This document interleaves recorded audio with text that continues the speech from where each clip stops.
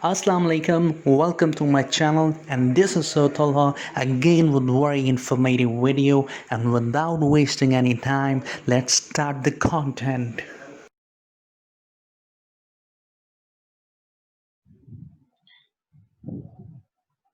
Work is basically the force. Okay,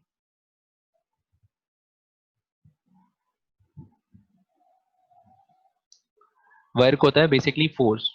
W का क्या formula होता है? Force multiply by displacement.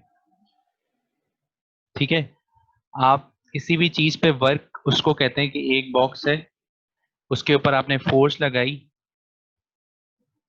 एक बॉक्स है रेस्ट में, कोई भी चीज है, या फिर आपका हाथ में मोबाइल है, मोबाइल फोन आपने रखा हुआ है, उसको आपने फोर्स लगाई थोड़ा सा, उसको हाथ मारा. क्या एग्जांपल दे रहा हूँ, आपने हाथ से मूव किया तो फोर्स लगाई है, और उसने कवर किया क्या? डिस्प्लेसमेंट. यहाँ पे था, यहाँ पहुंच गया, तो ये क्या है? डिस्प्लेसमेंट कवर किया इसने. तो ये जो आपने चीज की है, इसको कहते हैं वर्क डन. ठीक है, ये आपने वर्क डन की है ऑन योर मोबाइल फोन. ठीक है, समझ में आ गया? सिंपल है. क्या डेफिनेशन है? When a force produces displacement in a body, किसी भी चीज में फोर्स से आप डिस्प्लेसमेंट क्रिएट कर रहे हो, मैंने आपको एग्जांपल दी, कुछ भी हो सकता है वो चीज, then work is said to be done. तो वर्क डन हो गया. इज अ डॉट प्रोडक्ट होता है, मैंने लिख दिया डॉट प्रोडक्ट. ठीक है, एफ एस का डॉट प्रोडक्ट होता है. What is the work is the dot product force and displacement. W is equal to F dot S. F dot S है तो एक्स एक्सिस पे हमेशा हॉरिजॉन्टल होता है, और वर्क डन यू वर्टिकल नहीं हो सकता वाई एक्सिस पे. ठीक है, हमेशा एक्स एक्सिस में होता है. ठीक है, तो इसलिए इसके साथ आएगा क्या? Cos theta. एक्स के साथ क्या आता है? Cos theta. वाई के साथ क्या आता है हमेशा? Sine theta. ये याद है आपको? एक्स के साथ हमेशा कॉस थीटा आता है, वाई के साथ हमेशा साइन थीटा आता है. तो हम लोग क्या लिख सकते हैं? एफ डॉट एस को, डॉट प्रोडक्ट को एफ एस कॉस थीटा, और डॉट प्रोडक्ट के साथ हमेशा कॉस ही आता है. ये बात याद रखिएगा. अच्छा जी, हाँ. मैक्सिमम वर्क कब होता है, मिनिमम वर्क कब होता है, और नेगेटिव वर्क कब होता है? ये तीन केसेस हैं.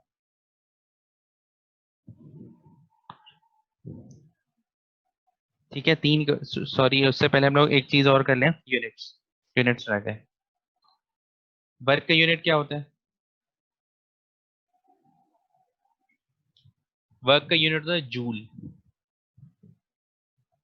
सही है, ये याद रखिएगा. यूनिट भी पूछ लेते हैं, what is the unit of work. अच्छा, अब इसमें और क्या चीज याद रखनी है? क्योंकि वर्क का फॉर्मूला क्या होता है? Force into displacement. फोर्स का यूनिट क्या होता है? न्यूटन. डिस्प्लेसमेंट का क्या होता है? मीटर. तो इसका यूनिट क्या हो गया? न्यूटन मीटर भी वर्क का यूनिट होता है. सही है, जूल भी होता है, न्यूटन मीटर भी होता है. अब मैं आपसे एक और यूनिट आपको बताऊं. फोर्स का यूनिट, फोर्स का अगर हम लोग दूसरे तरह से यूनिट लिखें, एम ए वाला,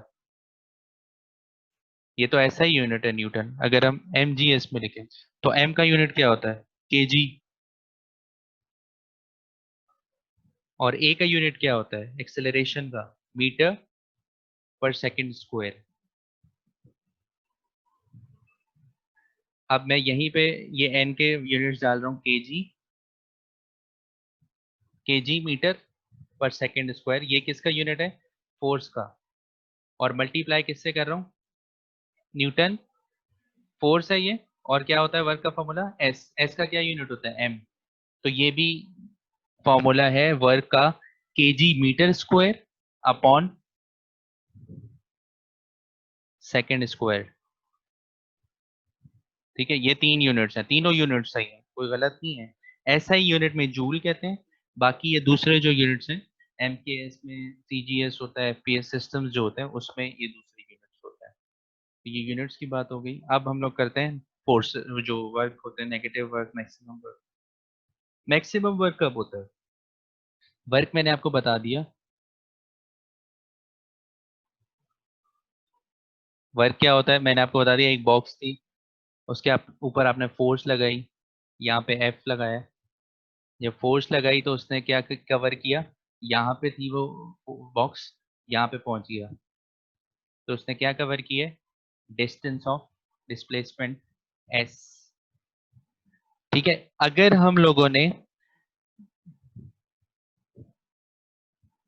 क्या हो रहा है बार बार आप लोग जाते क्यों रहते हैं, एक्सेप्ट करता रहता हूँ मैं बार बार आप, एफ एस, ठीक है। अब इसमें क्या एंगल है, एंगल से डिपेंड करेगा कि आपकी फोर्स मैक्सिमम है, मिनिमम है या नेगेटिव है, ठीक है। आप बताएं इसमें क्या एंगल होगा, फोर्स भी इस तरह लग रही है और डिस्प्लेसमेंट भी सीधा ही जा रहा है, क्या एंगल है, कोई बताएगा मुझे। दोनों पैरेलल है, ठीक है, पैरेलल है, दोनों की एक ही डायरेक्शन है, बताएं, जल्दी बताएं। एफ एस, क्या हमने फॉर्मूला अभी बताया, F S cos theta,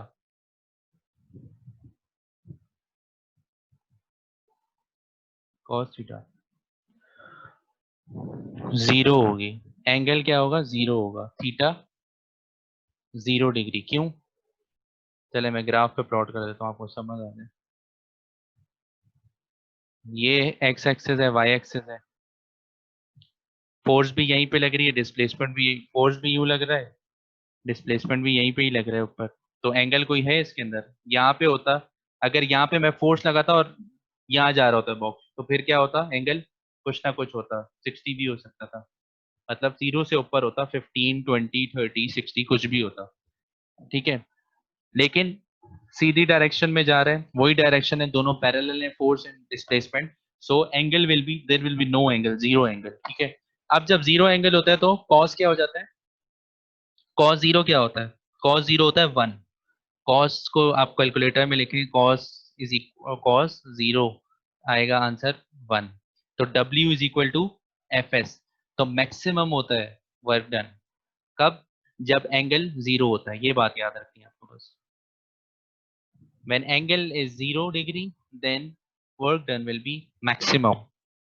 Okay, या ये भी बोल सकते हैं कि when parallel to each other, work done is maximum when the force and the displacement are parallel to each other. ये एक स्टेटमेंट इस तरह भी आ सकता है।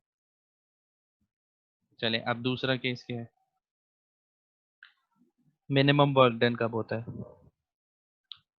पहला केस क्या था, जब पैरेलल होता है, और दूसरा केस क्या है, जब परपेंडिकुलर होता है, परपेंडिकुलर का निशान बना दिया मैंने। अब ये वर्क डन है, एक बॉक्स है, आप वर्क डन कर रहे हो, आप फोर्स लगा रहे हो परपेंडिकुलर, पहले हम लोग पैरेलल लगा रहे थे, आप फोर्स लगा रहे हो परपेंडिकुलर, और नीचे तो है ग्राउंड, इससे नीचे तो जाएगा नहीं बॉक्स, ठीक है, और डिस्प्लेसमेंट यहाँ हो सकता है, आप बोले कोई, आप बताएं कुछ वर्क डन होगा इसमें, ऊपर एक बॉक्स, एक जमीन पे कोई चीज पड़ी है, आप ऊपर से फोर्स लगा रहे हो, वो जमीन के अंदर तो नहीं जा सकता, कोई वर्क डन होगा उस पर, नहीं, कोई वर्क डन नहीं हुआ। वर्क डन नहीं होगा, जीरो वर्क डन होता है, मिनिमम वर्क डन कहते हैं इसको, हम्म। ठीक है। मिनिमम वर्क डन कब होता है, जब एंगल, परपेंडिकुलर में एंगल कितना होता है, 90 डिग्री,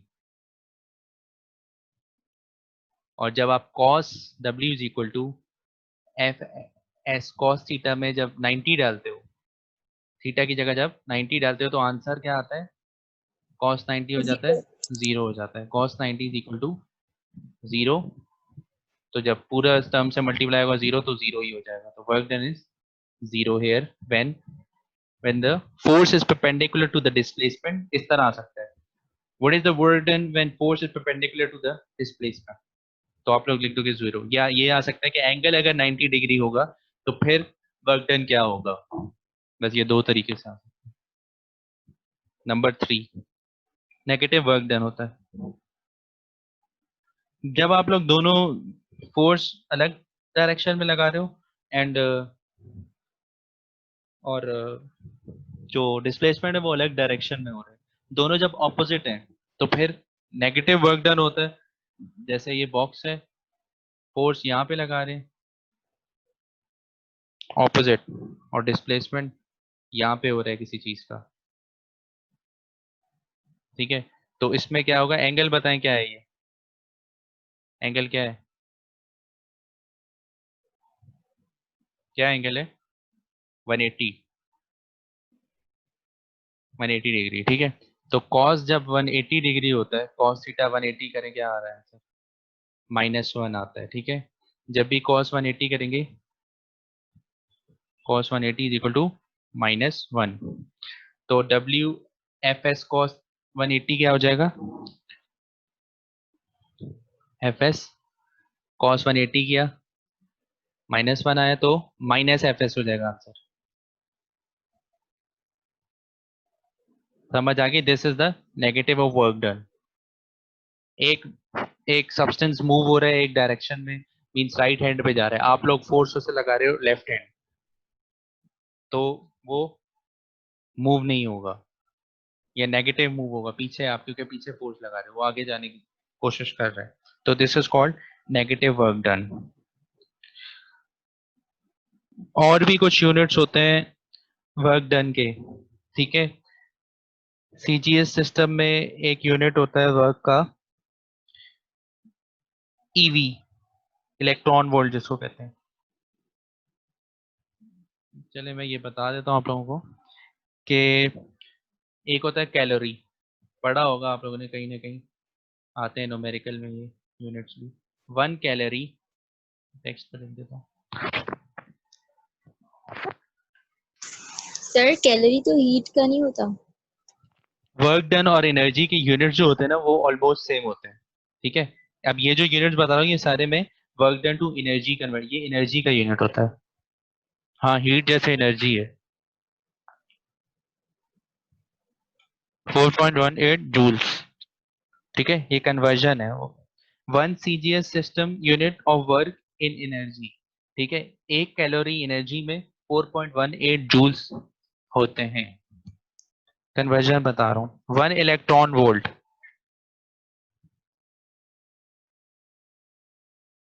इलेक्ट्रॉन वोल्ट को आप लोग यूं भी लिखते हो, ईवी, ठीक है, न्यूमेरिकल्स में किया होगा। तो ये होता है 1.6 एक्सपोनेंट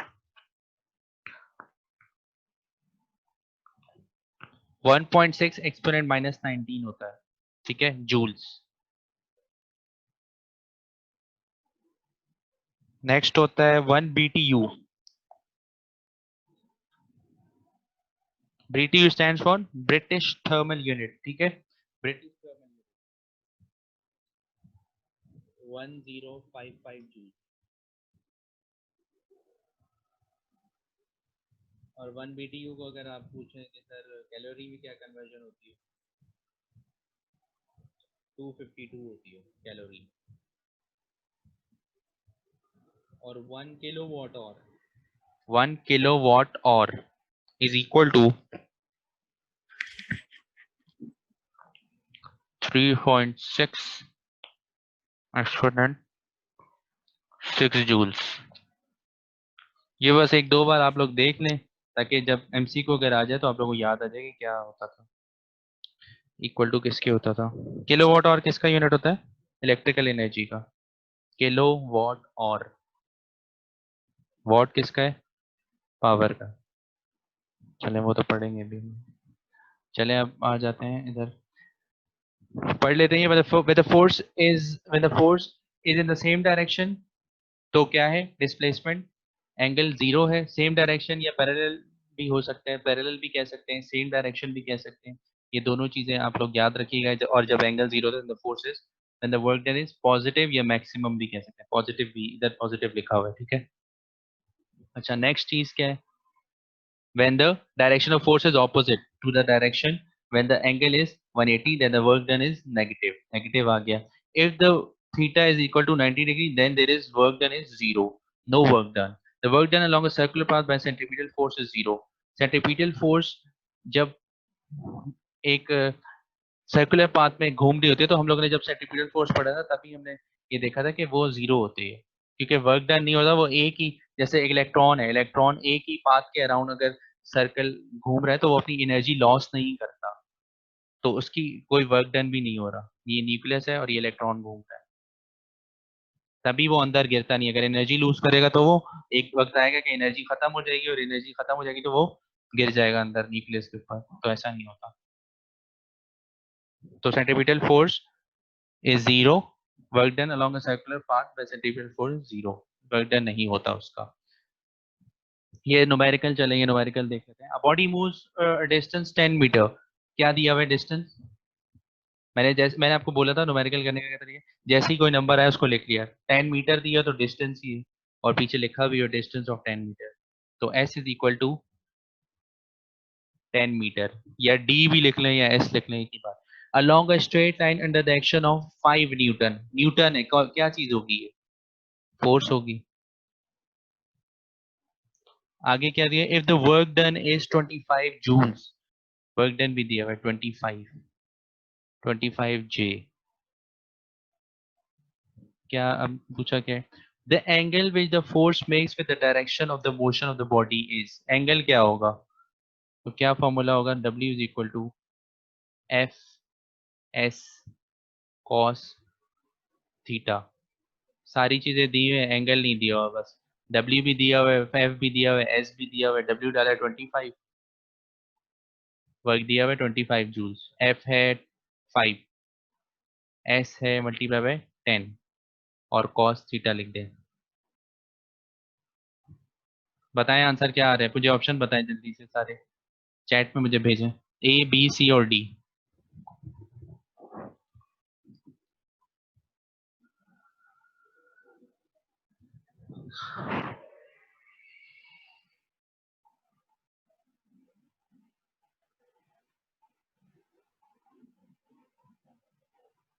और आंसर बताएं।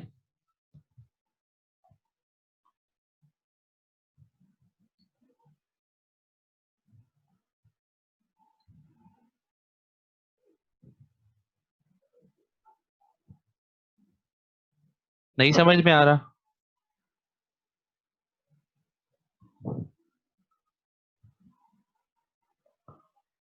C, Ramesh is saying C। Ramin बताएं, जिशान आप बताएं, बाकी सब तो है नहीं आज, पता नहीं रामीन।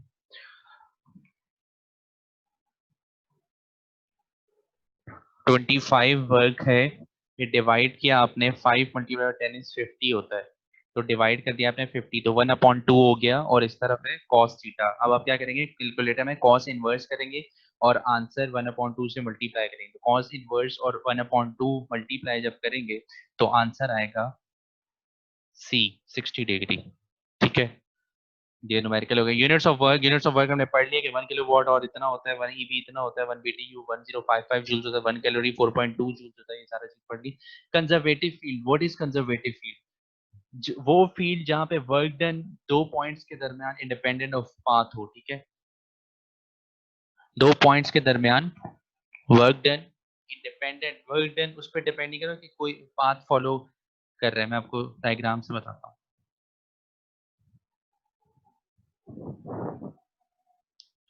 डायग्राम बनाते हैं।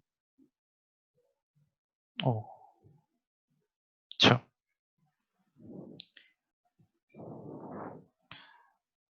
एक दो पॉइंटों की हम लोगों ने पहले किया था, पाथ फंक्शन और स्टेट फंक्शन। पाथ फंक्शन होता था इंडिपेंडेंट और स्टेट होता था डिपेंडेंट। ठीक है, तो ए बी, एक पाथ ए से देखें, आपको जाना है एक मैं नॉर्मल एग्जांपल अगर हम लोग ले लें कि आपको जाना है डिफेंस और गुलशन से, तो 10 रास्ते हैं। ठीक है, 10 रास्ते हैं, जैसे आपको जाना है यहाँ से गुलशन है और ये है डिफेंस, ए बी छोड़ दो, चलो बहुत ए बी हो गया।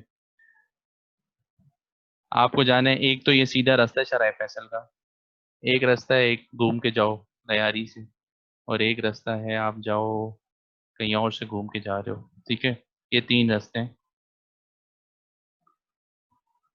तो वो कह रहे हैं कि आप कहीं से भी जाओ, ठीक है, वर्क डन जो होगा ना दो पॉइंट्स के दरमियान वो सेम रहेगा। ठीक है, अगर फील्ड हो कंजर्वेटिव, बस independent of the path followed by a body the work done will remain same, work done same रहेगा। क्यों रहेगा वो मैं बताता हूँ, वर्क डन सेम रहेगा, तीनों का एक ही वर्क डन होगा। आप गुलशन से डिफेंस जा रहे हो, लेकिन अगर असल में तो जा रहे हो तो पेट्रोल ज्यादा लगेगा, जो रास्ता ज्यादा होगा। ठीक है, लेकिन वर्क डन जो है ये बोलते हैं कि इंडिपेंडेंट ऑफ द पाथ होगा, आप कोई भी पाथ फॉलो करो एक पॉइंट से दूसरे पॉइंट के जाने के लिए, ए बी ए से बी जाने के लिए कोई भी पाथ फॉलो करोगे तो वर्क डन पाथ पे डिपेंड नहीं करता, इंडिपेंडेंट होता है, वर्क डन सेम रहेगा। ठीक है, this is the conservative field. The field in which work done between the two points is independent of the path followed by a body is called conservative field. Conservative field होती क्या है? Gravitational field के अंदर होती है। Gravitational field क्या होती है? ग्रेविटेशनल फील्ड बना रहा हूं मैं, ये बना दिया मैंने अर्थ, और ये बना दिए मैंने मासेस, कोई भी मासेस है। तो earth is pulling the masses towards its centre because of gravity. ठीक है, ये मास m1 है, m2 है, कुछ भी है, कोई भी चीज है, मतलब मास, किसी भी चीज का मास है। तो हमेशा क्या कर रहे हैं? ग्रेविटी पुल कर रहे हैं ना, अर्थ अपनी तरफ खींच रहा है, तो फिर इनके दरमियान एक फील्ड बन जाती है। ये जो खींच रहा है ना, ये इस तरह यहाँ पे पूरी एक फील्ड बन जाती है। इसके प्रैक्टिकल्स किए होंगे आपने। तो इसको कहते हैं ग्रेविटेशनल फील्ड। ठीक है, ग्रेविटेशनल फील्ड है। अब इसी के अंदर कंजर्वेटिव फील्ड होती है। इसमें वर्क डन जो होगा वो सबका सेम रहेगा। अब m1 यहाँ से m1 को यहाँ जाना है, ग्रेविटी पुल कर रही है अपने सेंटर की तरफ। ठीक है, तो m1 यूं जाए, ये यूं जाए, ये यूं जाए, तो पाथ के डिफरेंस होने से वर्क डन पे फर्क नहीं पड़ेगा, वर्क डन सेम रहेगा। ये होता है कंजर्वेटिव फील्ड, ये कहता है, और ये ग्रेविटेशनल फील्ड के अंदर होता है। तो वर्क डन कहते हैं जीरो होता है। Since the gravitational field work done along a closed path is zero, therefore it is a conservative field. और क्लोज्ड पाथ हो अगर, क्लोज्ड पाथ मतलब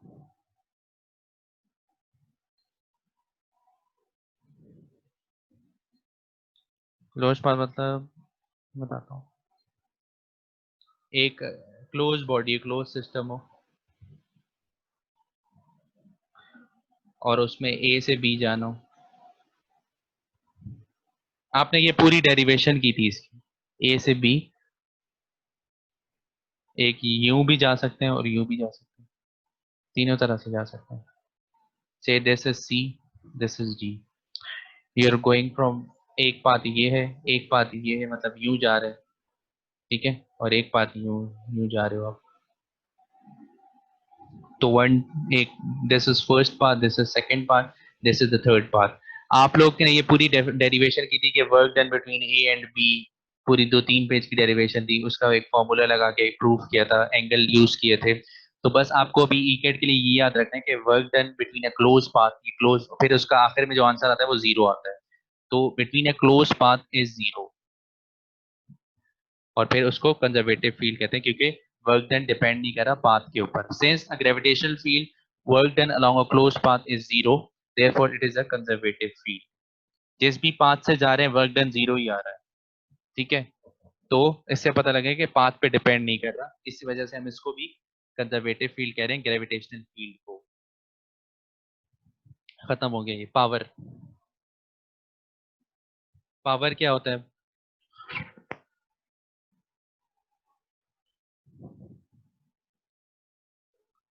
पावर किसको कहते हैं?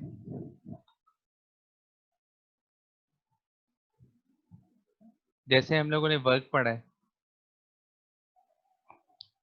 तो पावर कहते हैं कि रेट ऑफ डूइंग वर्क, जो काम करने की सलाहियत है with respect to some time, उसको कहते हैं पावर। एक ऑब्जेक्ट है, वो कितने टाइम में कितना मूव हो रहा है, यहाँ पे आप लोग वर्क लगा रहे हो, और ये टाइम है 3 सेकेंड्स। तो रेट ऑफ डूइंग वर्क, कितना वर्क हो रहा है कितने टाइम में, तो उससे हम लोग कैलकुलेट लगा सकते हैं, उससे बता सकते हैं कि इसकी पावर कितनी है। अगर ज्यादा वर्क कर रहा है कम टाइम में, तो हम लोग उससे कहेंगे इसकी पावर बहुत ज्यादा है। ठीक है, पावर समझ गए नॉर्मल वर्ड में अगर देखो। और अगर कम वर्क कर रहा है बहुत ज्यादा टाइम में, तो हम कहेंगे इसके अंदर पावर ही नहीं है, इसके अंदर जान ही नहीं है, ये कह लो दूसरे वर्ड्स में। ठीक है, नॉर्मल वर्ड्स में। इसका फॉर्मूला होता है, नॉर्मल फॉर्मूला होता है P इज इक्वल टू, देखो rate of doing work, rate of doing work कहते हैं ना, रेट ऑफ डूइंग वर्क क्या होगा, मतलब रेट क्या होता है टाइम, और rate of doing work square power. तो इस तरह ये फॉर्मूला है बेसिकली, लेकिन आपके नोट्स में लिखा होता है, या लिखा होता है एफ बी, तो एफ वी कैसे बनता है? डॉट प्रोडक्ट होता है ये एफ वी। बताता हूँ एफ वी कैसे बनता है।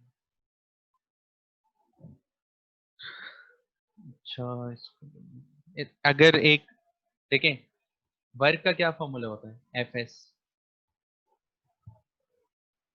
ठीक है, एफ एस होता है ना, और एस क्या होता है? डिस्प्लेसमेंट। अगर डिस्प्लेसमेंट अपॉन टाइम कर दें, इस टाइम को मैं एस के नीचे कर दूं, तो क्या बन जाता है? S upon T is velocity, velocity is the displacement upon time, तो एफ वी बन गया इस तरह फॉर्मूला पावर का। समझ आ गया? ये वर्क से वर्क का फॉर्मूला होता है एफ एस, तो एफ को साइड पे किया और एस अपॉन टी को हम लोगों ने सॉल्व किया, तो एस अपॉन टी वेलोसिटी होता है, तो इसलिए हमने एफ बी बना दिया पावर को। दोनों फॉर्मूले होते हैं, S is equal to B upon T, P is equal to F V. ठीक है, इसमें अब ये एफ एस का कैसा है कि अगर यहाँ से आपने फोर्स लगाई है और उसने एक बॉक्स यहाँ पे पड़ा था, ये आपने फोर्स लगाई है, ये वेक्टर क्वांटिटी है, ठीक है, और डिस्प्लेसमेंट कवर किया है फोर्स की वजह से, यहाँ से लेके यहाँ तक एस, ये बॉक्स यहाँ पे पहुंच गया। अब जितने टाइम में इसने किए, कोई टाइम लगा होगा ना, यहाँ से आपने फोर्स लगाई है एक चीज को मूव करवाने के लिए, तो आपको कुछ सेकंड्स लगे हुए, 2 सेकंड, 1 सेकंड, 5 सेकंड्स, तो वो टाइम नोट करिए। जो भी टाइम होगा उससे आप एफ एस को डिवाइड करोगे, एफ एस मतलब वर्क, तो आपके पास क्या आ जाएगी? पावर। और ठीक है, ये फॉर्मूलाज हो गए 2-3। डॉट प्रोडक्ट होता है ऑफ द टू वेक्टर्स, दो वेक्टर्स का डॉट प्रोडक्ट होता है। कौन कौन से दो वेक्टर्स? दोनों, sorry power, power, force and velocity, force, velocity, force is a vector quantity, velocity is also a vector quantity, so power क्या होगा? पावर वेक्टर होगा स्केलर? जल्दी से बताएं। Vector multiply by vector, power will be, और dimension भी बताइए। Dimension में बता देता हूँ आपको, एम एल स्क्वायर वर्क की T-3।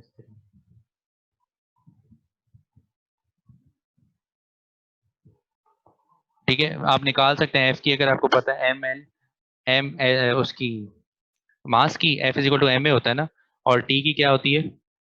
M A, sorry acceleration की क्या होती है? एक्सेलरेशन क्या होता है? Velocity upon time. तो वेलोसिटी का क्या होता था?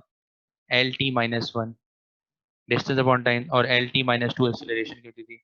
तो M L T minus two हो गई फोर्स की, और इसकी फिर वेलोसिटी क्या होती है? L T minus one, L T minus one. तो क्या हो गया? ये देखें, ये फोर्स की और ये वेलोसिटी की, तो एम एल स्क्वायर हो गया दोनों, और टी -2 -1 -3। तो this is the dimension of power. सारा निकाल सकते हैं, याद कर लें, मर्जी है आपकी। कुछ डायमेंशन याद कर लें, बेशक आप सारी तो क्योंकि याद कर नहीं सकते। अब बहुत सारे फॉर्मूलाज हैं, बेसिक डायमेंशन, फोर्स की पता हो, वेलोसिटी की पता हो, एक्सेलरेशन की पता हो, क्योंकि ये यूज हो रही होंगी, दूसरी डायमेंशन निकालेंगे, इनकी डायमेंशन पूछेंगे ही, क्योंकि ये बहुत सिंपल है।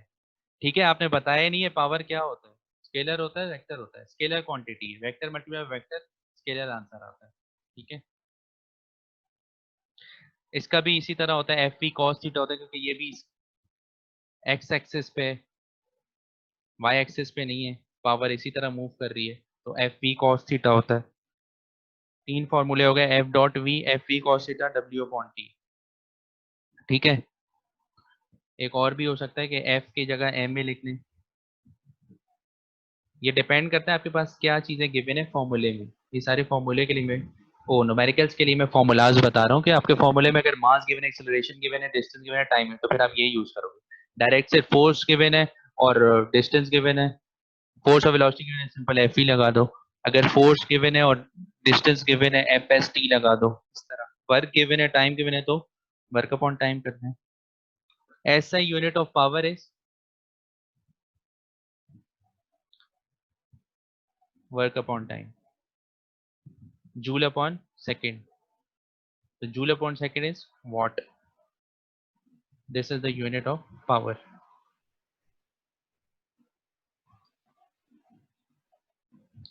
अच्छा अब आगे चलते हैं, टाइम हमारे पास कम है।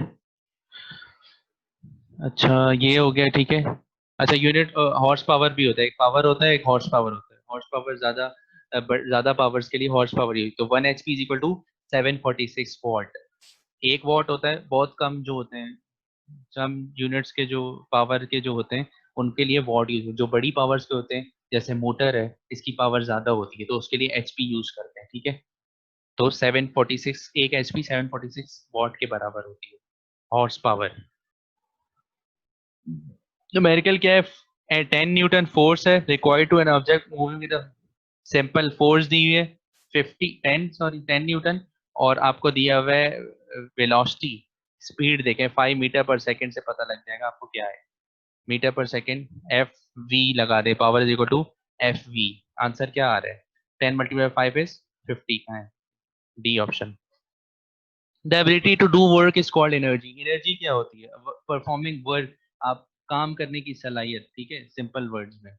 अगर आप काम कर सकते हो एक कोई भी, तो उसको कहते हैं एनर्जी। आपके अंदर कितनी एनर्जी है, एनर्जी होगी तो आप काम कर सकते हो, सही है, कितनी ताकत है सलाहियत है काम करने की, इसको कहते हैं। यूनिट ये होते हैं कैलोरी, जूल भी, BTU भी, EV भी, ये सारे काइनेटिक एनर्जी के यूनिट्स हैं। अब काइनेटिक एनर्जी डिफरेंट टाइप्स की होती है, काइनेटिक ओ सॉरी एनर्जी डिफरेंट टाइप्स की होती है। काइनेटिक एनर्जी सबसे पहले, काइनेटिक एनर्जी,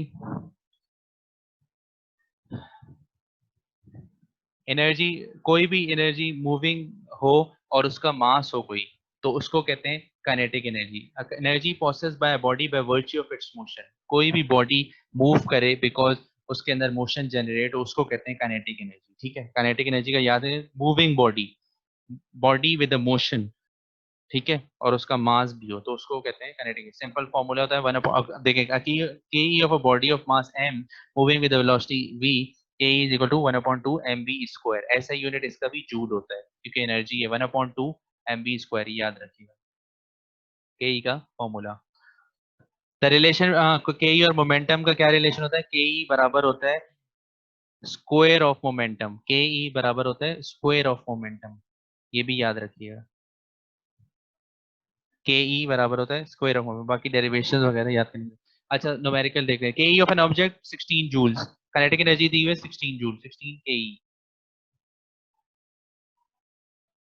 और क्या दिया हुआ है, when it's speed is 4 metre per second, V भी दिया हुआ है 4 metre per second. Then the mass of an object, mass बताएं, सिंपल के ई 1/2 mv स्क्वायर में डालें, मैं के ई की जगह 16 लिख रहा हूँ, 1/2 एज इट इज लिख रहा हूँ, मास मुझे फाइंड करना है m एज इट इज लिख रहा हूँ, b स्क्वायर होता है वेलोसिटी का, mv स्क्वायर, तो वेलोसिटी को स्क्वायर कर रहा हूँ, तो वेलोसिटी का स्क्वायर क्या हो जाता है 16, तो 16 16 आपस में कैंसिल हो गया, तो m is equal to 2 kg, m is equal to 2 kg आ गया। 16 16 आपस में कैंसिल हो गया क्योंकि इज इक्वल टू के आसपास है, तो क्या बच रहा है आपको, m/2, तो 2 उधर चला जाएगा, 1 के साथ मल्टीप्लाई होगा, 16 1 हो गया था, तो m इज इक्वल टू 2, तो answer is B. Two bodies of masses, next numerical, two bodies of masses 1 kg and 2 kg have equal momentum, दोनों का equal momentum है, there the ratio of their kinetic energy is v, तो एक का 1 kg है और दूसरे का 2 kg है, equal momentum, तो रेशियो काइनेटिक एनर्जी का क्या होगा, क्या होगा बताएं, काइनेटिक एनर्जी का क्या है relation with momentum, directly proportional है, ठीक है, तो डायरेक्टली प्रोपोर्शनल तो सेम होगा, जो काइनेटिक एनर्जी होगी उतना ही मोमेंटम भी होगा, ठीक है, लेकिन स्क्वायर है तो स्क्वायर कर दे 1 और 2 का, तो ये 4:1 हो जाएगा, ठीक है। 20% momentum of a moving body increase by 20%, then kinetic increase by 20%, अगर मोमेंटम इंक्रीज करे काइनेटिक एनर्जी कितनी बढ़ेगी, उसी का स्क्वायर है, डायरेक्टली प्रोपोर्शनल है, उतनी बढ़ेगी जितनी आप जितनी मोमेंटम बढ़ा रहे हो उसके डबल करो, स्क्वायर करो और उतनी बढ़ेगी, तो 44% बढ़ेगी, 20% है 44% करते हैं, ठीक है। अच्छा मैं जल्दी से ये पढ़ रहा हूँ क्योंकि 1 मिनट रह गया, आप लोग फिर ये डेफिनेशन ये सिर्फ एनर्जी की ना, पोटेंशियल एनर्जी वो एनर्जी होती है जो किसी हाइट पे हो। आपके पास बॉक्स पकड़ा हुआ है, आपने कोई भी चीज पकड़ी है, उसके अंदर पोटेंशियल एनर्जी है। पोटेंशियल एनर्जी मतलब जो ग्रेविटी उसको पुल कर रही है। The energy possessed by a body by virtue of its motion is called potential energy. और when a body is displaced against any field of force, देखिए आपने किसी भी चीज को अगर उठाया हुआ है तो आपने उसको अगेंस्ट द ग्रेविटी